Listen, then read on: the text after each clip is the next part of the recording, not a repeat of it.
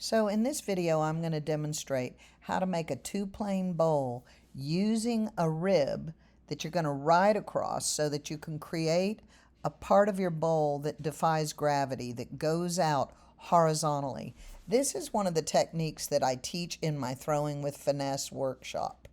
It helps us learn how to use ribs properly and begin to recognize how powerful a rib can be when making specific forms.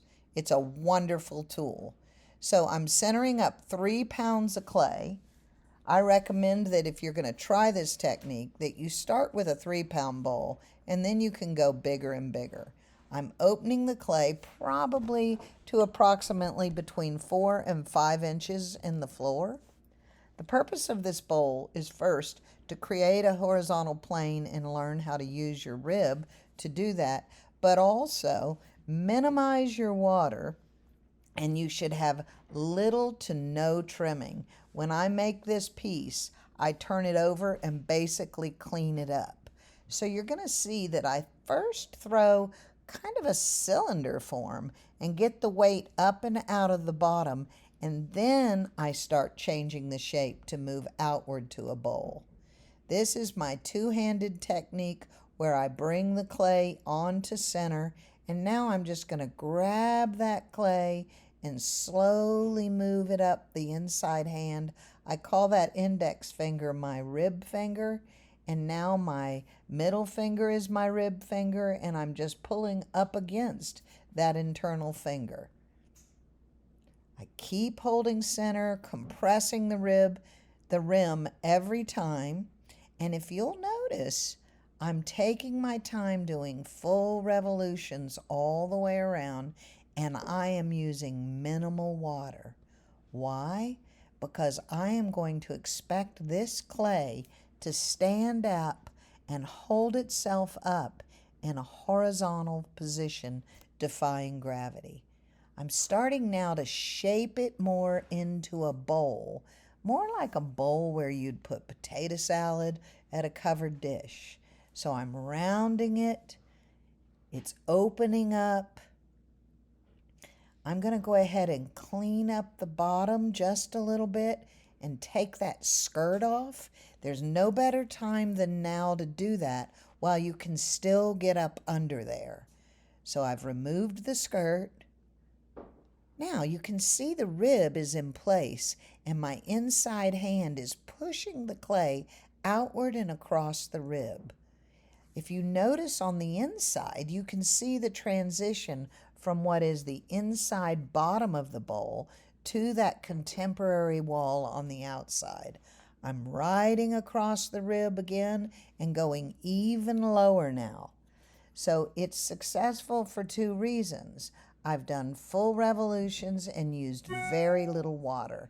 You have to throw it well and you have to minimize your water in order for this to be successful. I'm using the rib now to really define that transition, to catch center with my upper plane. Now I've got a curved rib by Mud Tools, and I'm creating a rounded infinity surface from the floor into that horizontal wall of the bowl so that there's no visual transition from floor to wall. It's just an aesthetic that I like, and it's a good challenge for every potter.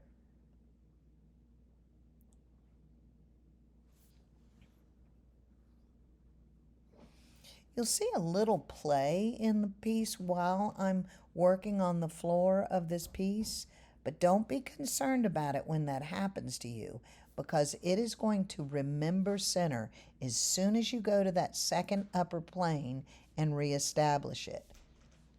As long as you minimize your water and do full revolutions, you will be able to reestablish center over and over and over again as you change the shape of your bowl.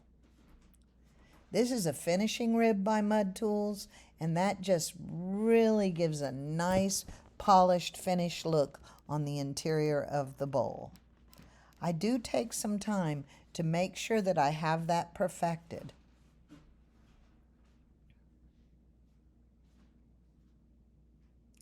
Now I'm reestablishing or catching center so that this bowl has two planes. It requires little to no trimming, just cleanup, and it's defying gravity going way out. I love this contemporary shape.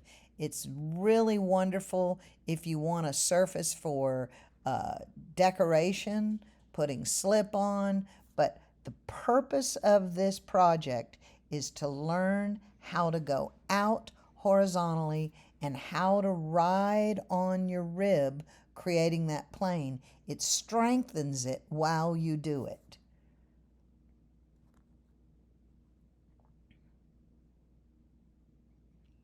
That's pretty much it. You can tell that I have spent some time making this with excellence on center. I think this is a project you'll enjoy working on. Now you give it a try.